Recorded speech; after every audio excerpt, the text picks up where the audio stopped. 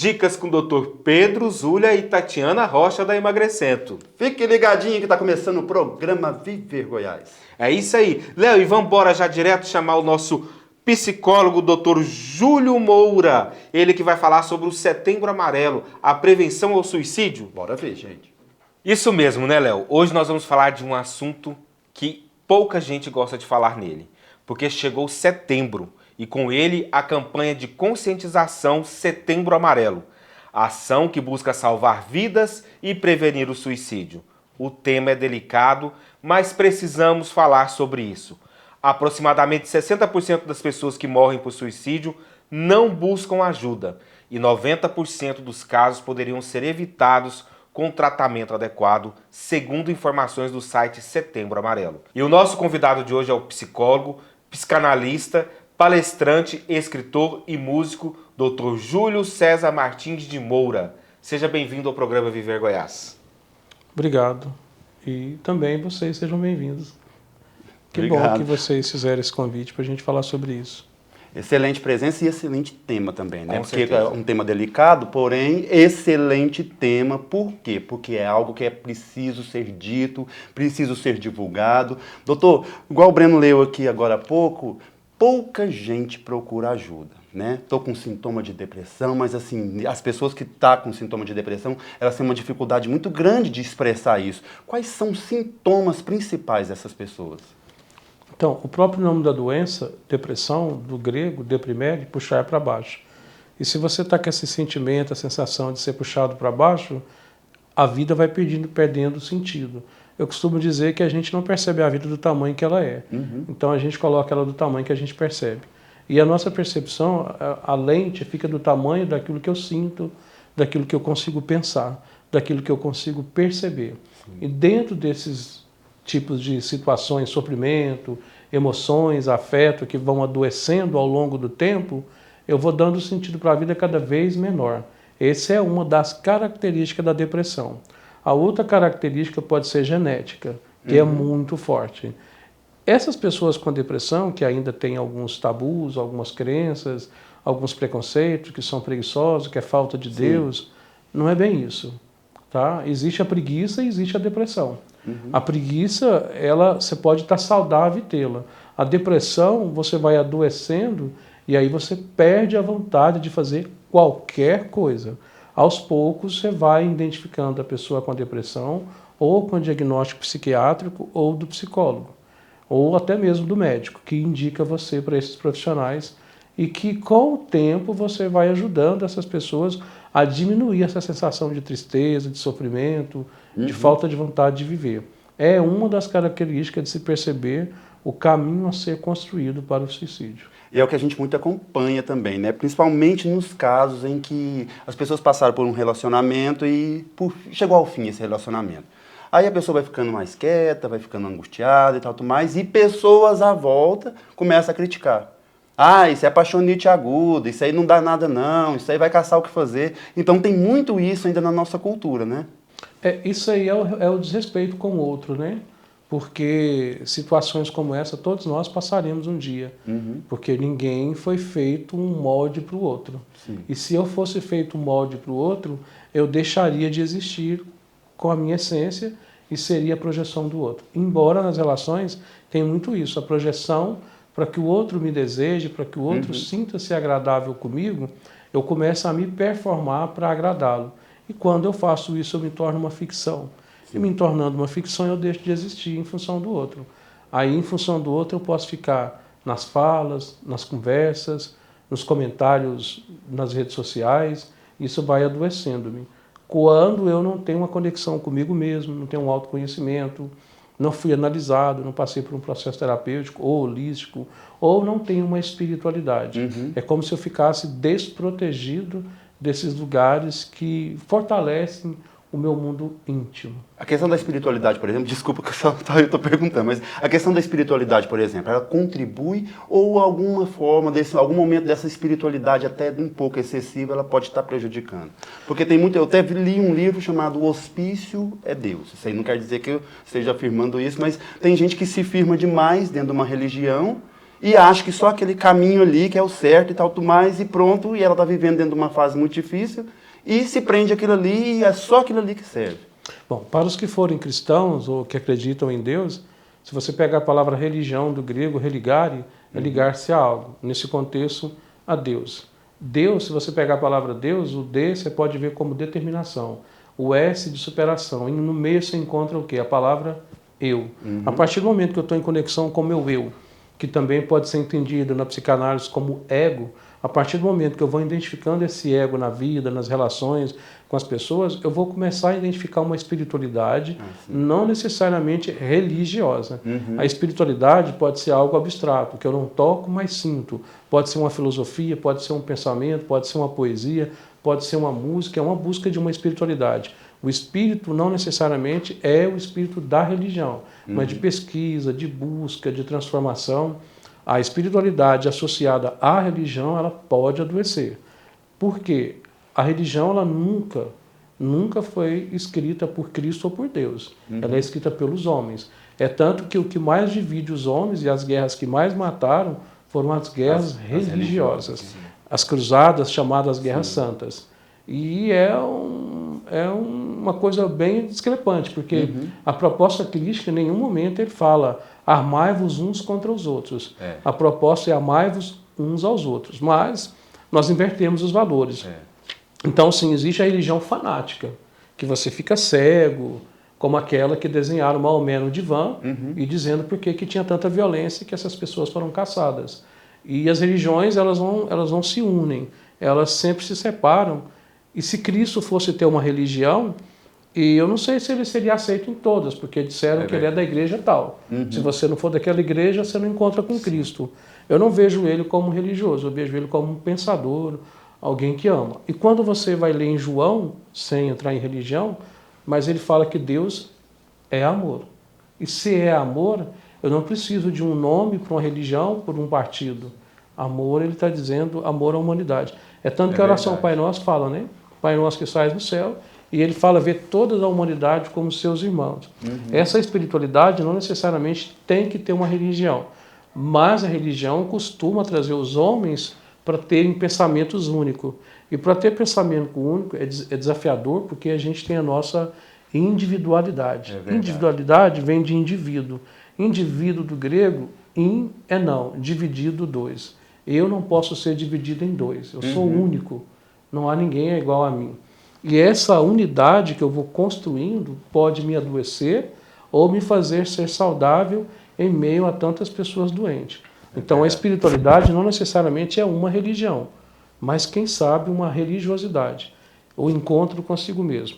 Tem gente que abandona a terapia para ir para a religião, e isso pode adoecer. Mas na terapia você faz o tratamento para a pessoa e pode indicá-la a buscar uma espiritualidade. Qual a melhor religião? Aquela que faz ele transformar a si mesmo e viver em paz com a consciência e com os outros. Bacana. Que aí entra a ética. Sim. Doutor, e qual que é a importância desse Setembro Amarelo? Então, eu diria que o setembro fica solitário, né? Eu diria que fosse os 365 dias, né? O Setembro Amarelo surge, né, nos Estados Unidos com um jovem chamado Mike, aos 17 anos, comete suicídio e ele tinha um carro amarelo 68. E aí esse carro, quando ele se matou, eles pegaram um carro que ele gostava muito e produziu umas fitas amarelas e saiu fazendo uma campanha de prevenção ao suicídio. Essa é a história americana. Então, por isso, o Setembro Amarelo, né? E aí o que acontece? Foi no ano de 1994 que aconteceu isso aí. O Setembro Amarelo é uma prevenção ao suicídio. Não quer dizer que é um determinismo, um absolutismo, que isso não vai acontecer. Sim. Mas o que eu percebo é que as coisas começam a tomar proporções quando se fala muito. Quando se fala muito em tristeza, começa a virar um certo modismo. Começa, segundo Jung na psicanálise, um inconsciente coletivo. Aí começa a falar. Interessante que essa preocupação, porque muita coisa que a gente consome vem dos Estados Unidos. É verdade. Então até essa ideia veio de lá. E se fosse aqui, eu não sei como é que seria. Então surgiu lá e bombou e tal.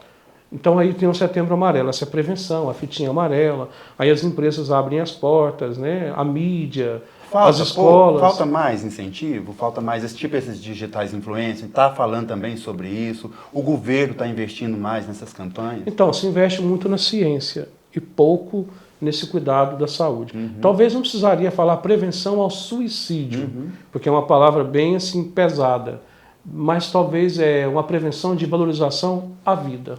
Mas é possível prevenir o suicídio? Talvez valorizando a vida, você falando melhor da vida, você trazendo mais... a gente está vendo sociopatas, que são aqueles que lideram o mundo, deixando as pessoas passando fome, necessidade, incentivando o crime de certa forma. Esses são as pessoas que vão morrer em massa. Os armamentos no Brasil, essa liberação, já morreram mais pessoas do que a guerra.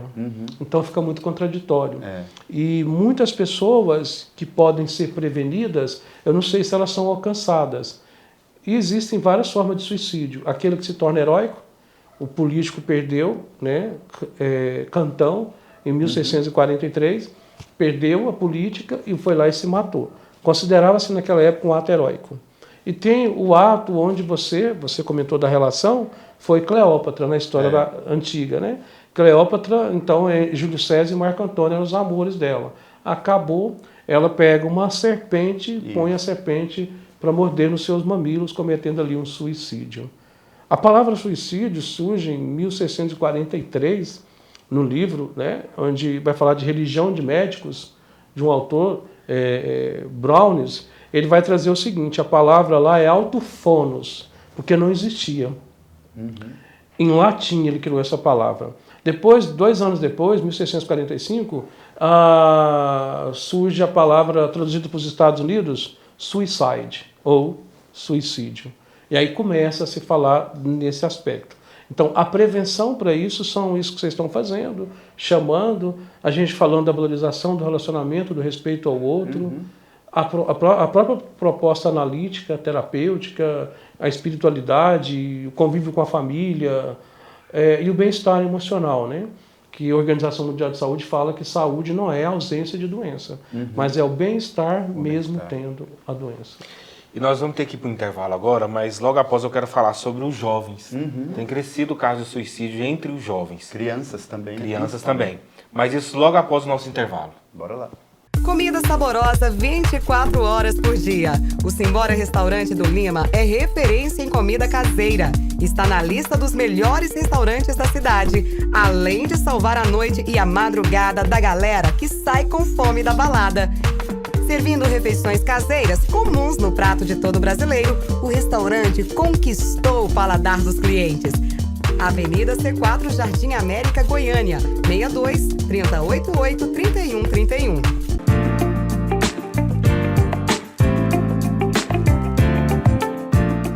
Lojas Virgínia Arruda, apresentando para você a maleta do revendedor, onde você tem aqui uma oportunidade de revender peças em semijoia e prata. Nossa semijoia com 1 ano de garantia e prata com garantia vitalícia.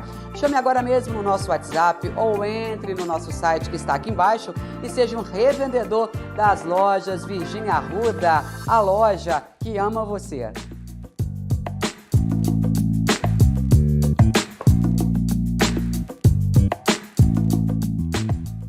Mais 2, meu chapa! Opa, é pra já. Valeu, meu chapa!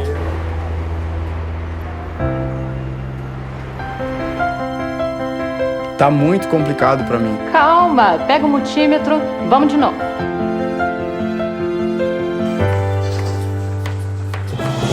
E aí, time? Parabéns, meu engenheiro! Obrigado. Graduação e pós-graduação à distância Uninter, ao seu lado para transformar a sua história. Intacta Contábil, a evolução da contabilidade para o conforto e desenvolvimento do seu negócio.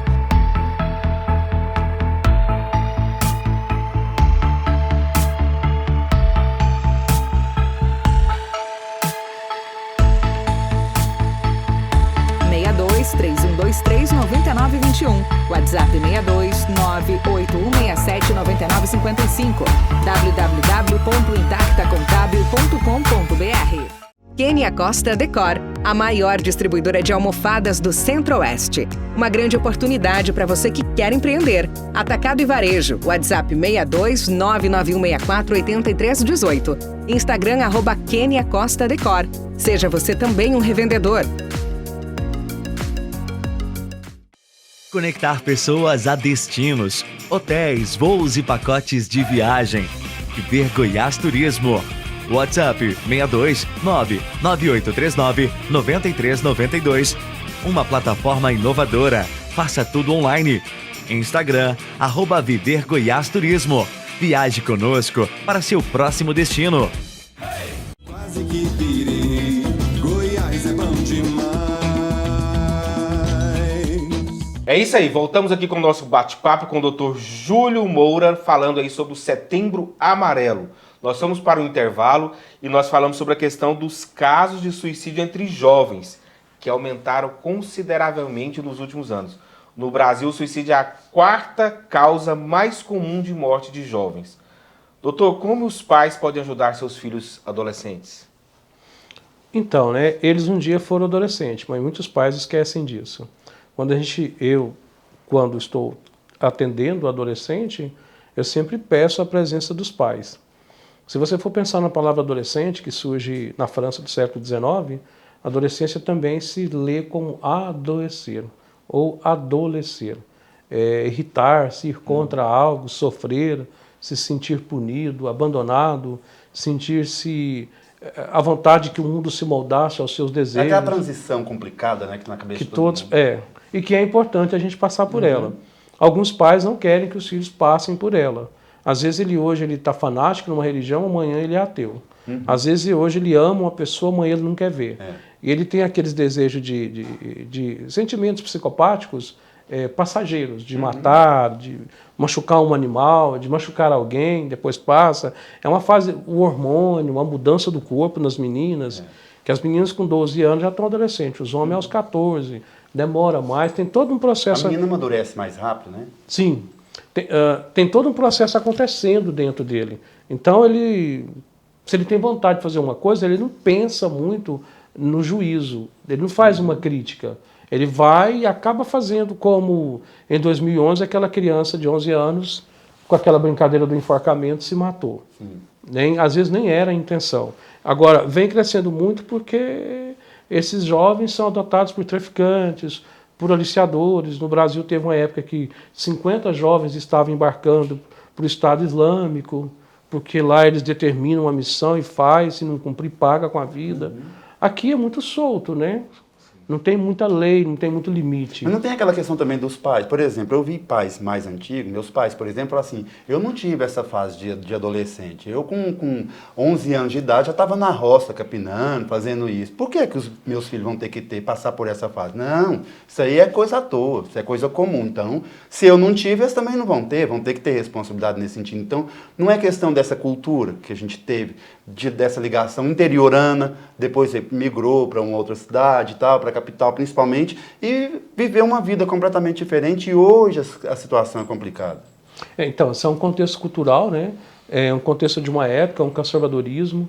Ele pode até realmente não ter vivido essa fase, mas não quer dizer que os de hoje têm que pagar por isso. Então a gente vê uma geração, às vezes, sendo condenada pela outra. A gente aprendeu muitas coisas na nossa época e que, às vezes, quando eu estou falando do meu filho, eu até pergunto isso em análise. Você está falando de você está falando do seu filho ou da sua criança que não teve o que ele tem? Porque, às vezes, a sua criança, ela não teve brinquedos, ela não se divertiu, ela teve que trabalhar, e agora você transfere isso para o seu filho. Mas, às vezes, quando você está cuidando do seu filho com excessos, a pergunta minha, que a gente trabalha com o inconsciente, eu pergunto, você está preocupado em cuidar do seu filho ou em cuidar da sua criança interior que não brincou, que não teve diversão? De quem que você está falando? Então acontece muito essas inversões. Pode acontecer até uma transferência, né? Não. Aquilo pode estar dentro da pessoa. Acontece, né? Acontece. Sim. Doutor, quando se fala de depressão, as pessoas pensam-se muito naquela questão muito cabisbaixa, a pessoa no canto e tudo mais. Eu quero citar um exemplo que eu conheci, uma pessoa que infelizmente suicidou. Era uma jovem linda, Onde a gente chegava, que estava todo mundo meio para baixo, ela animava todo mundo, a galera inteira, e era extrovertida e brincava, então ela não passava nenhum indício para os amigos, principalmente, que tinha algum problema. Até que um certo dia ela deixou uma carta e se matou. Porque ao que nós ficamos sabendo por alto, assim, mínimo que a família abafou tudo, ninguém quis entrar em detalhes, é que ela era apaixonada por uma pessoa e a família não permitia isso. Sabe? Então, assim, a depressão em si, ela pode ser camuflada? Ou a pessoa tem essa regra de viver sempre cabisbaixa, triste, se torturando de alguma forma? A depressão ela pode ser construída desde a infância. A criança pode ter fantasiado ou idealizado o amor dos pais, que não realizou do jeito que ela quis. Inconscientemente ela vai construindo isso, até porque se for genético. Ela vê o pai depressivo ou a mãe e ela vai espelhando isso. Nós temos uma célula espelho. Então ela vai espelhando isso e vai crescendo. Há depressões que às vezes partem de um luto. O pai que morre, a mãe. Eu tenho pacientes que falam, eu não consigo imaginar perdendo, porque usa esse termo perder, né? Como se fosse dele. E ninguém é de ninguém. Mas a gente se apega e diz, eu perdi. Como se eu tivesse um controle sobre a vida do outro. E a pandemia mostrou que ninguém controla nada. Até os diagnósticos médicos falharam, né? Que era só o crônico, só o idoso.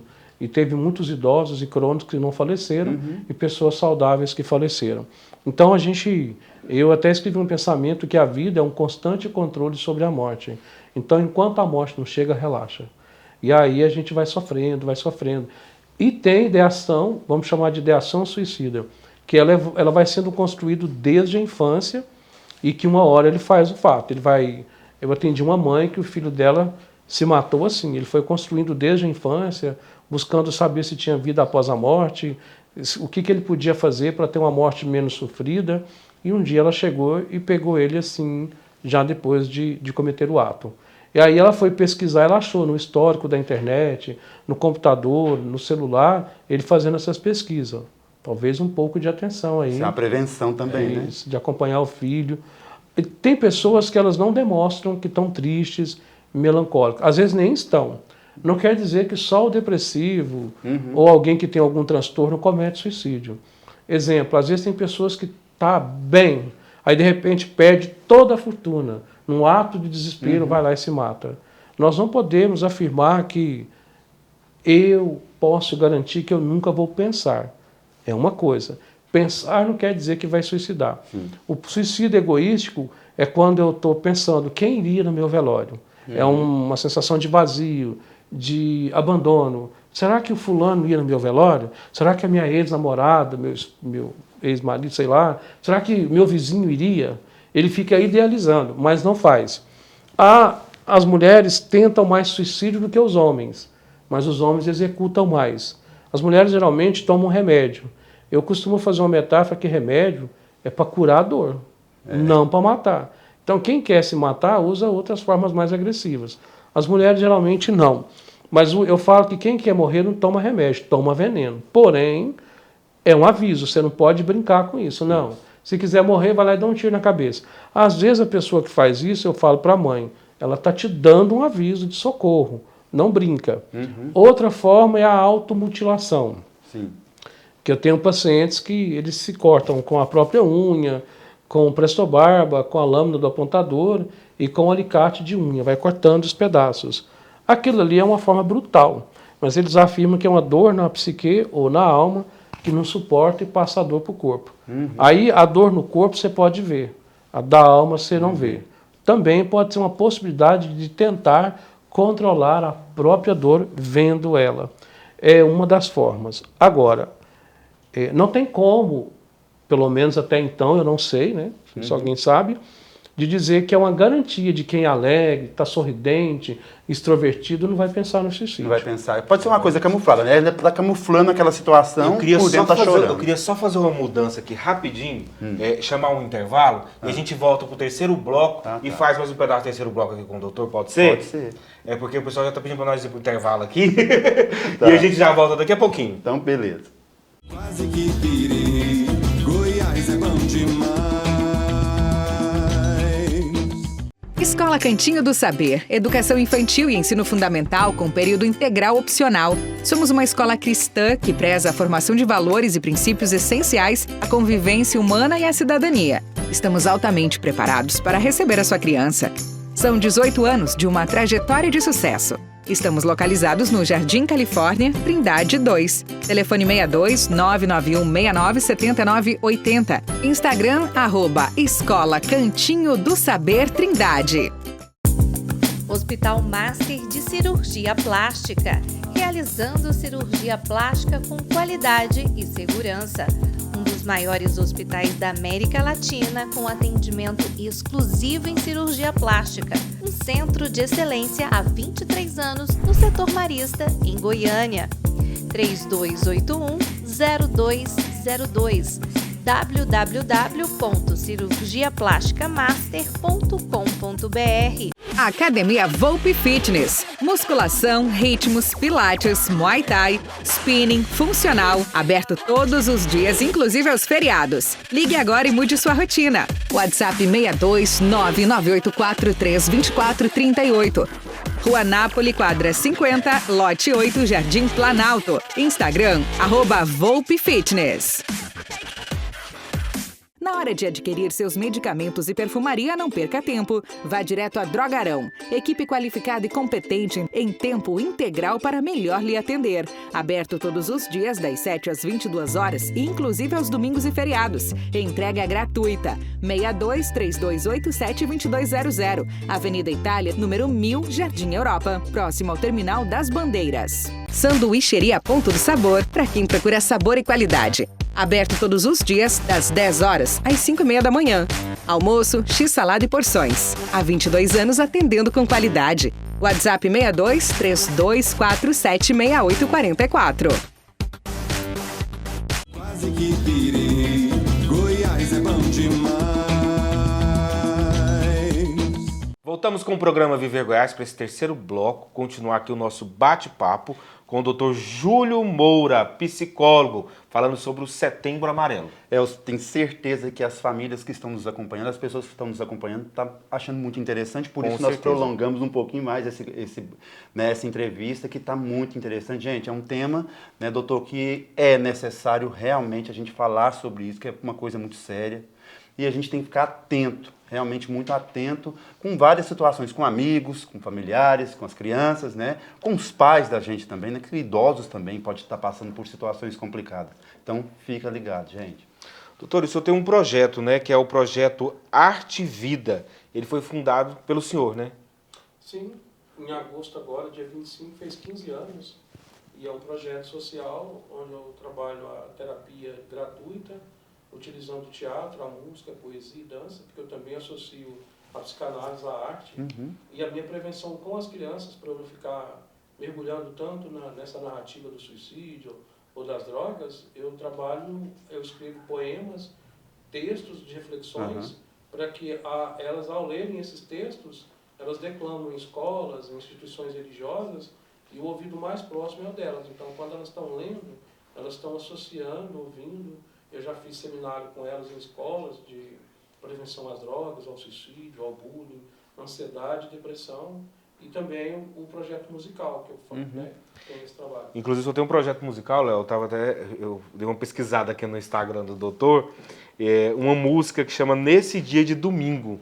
O senhor trabalhou ela com um grupo, como que foi? Então, essa música, você sabe que não é para todo mundo isso aí que eu vou falar, mas boa parte de nós, quando chega o domingo à noite, você vai tomar um banho e de repente você ouve lá na sala a música do Fantástico. Dá uma angústia, puxa, amanhã é segunda-feira. Todo mundo tem esse medo da segunda, né? Segundou, lascou. Outros não, mas é só uma ideia. A criança, quando está cantando parabéns pelo aniversário, uma das coisas que deixa ela angustiada é quando fala assim, agora a gente vai partir o bolo. Por que ela fica angustiada? Tem criança que até enfia o bolo na boca para não cantar parabéns. Inconscientemente ela pensa o seguinte, quando vai partir o bolo é porque vai acabar a festa. É verdade. E às vezes a criança não quer que o prazer acabe para ela não parar de desejar. E a gente traz essa criança. O que a gente sofre muito hoje? Porque todo mundo tem que ir para as Ilhas Malvinas, todo mundo tem que ser feliz, todo mundo tem que ter prazer, todo mundo tem que ficar rico. E às vezes a pessoa está bem na vida que ela leva, com os desafios, com as dificuldades, torcendo para o time que ela torce, que nunca vai para a Série A, e está feliz da vida. Porque se um dia for, ela vai ficar triste. Ela fala, por que eu vou sofrer agora? Eu queria só ganhar na Mega Sena acumulada. Doutor, eu queria que o senhor... Vamos pedir para ele cantar essa música pra gente? Aproveitar que hoje é domingão, todo mundo aí em casa, o programa Viver Goiás ainda continua, gente. Não sai daí não, fica ligadinhos. O doutor vai mostrar pra gente um pouquinho dessa música. Essas composições são feitas com esse objetivo, né? Não é uma música, assim... Eu não me preocupo com o estilo. Sim. Me vem, eu faço a melodia e a letra e levo pro projeto. Então vamos lá. Dia de domingo.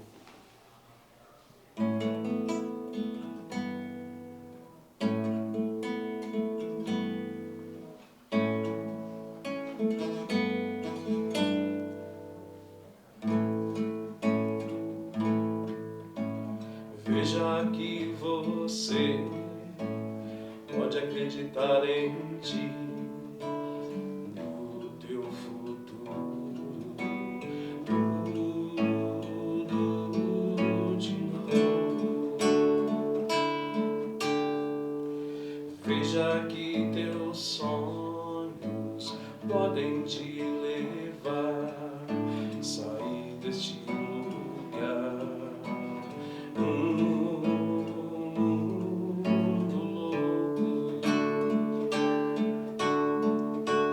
Não vamos desistir enquanto o sol aqui surgir.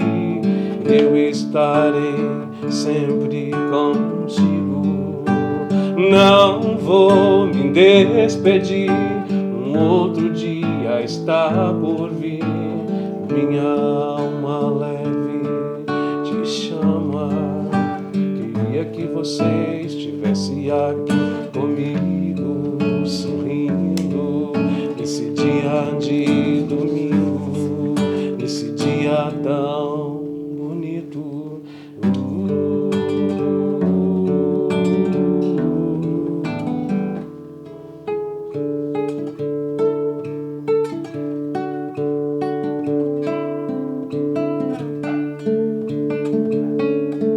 Não vamos desistir enquanto o sol aqui surgir. Eu estarei sempre contigo. Não vou me despedir. Um outro dia está por vir. Minha alma leve te chama. Queria que você estivesse aqui comigo, sorrindo, nesse dia de domingo, nesse dia tão bonito.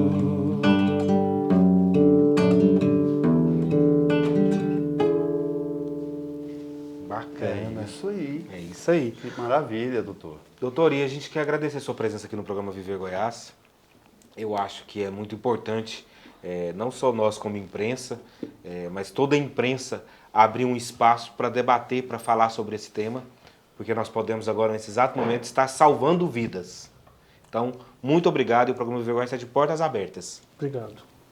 Vamos trazer o doutor aqui mais vezes, Vamos que sim. são temas muito importantes para toda a família que nos acompanha. É isso aí. Gente, nosso terceiro bloco ainda não acabou. 30 segundinhos nós temos um recado para vocês e nós já voltamos no quadro Mulheres Empreendedoras, que nós vamos contar a história das meninas mega chefs. Fiquem ligadinhos aí.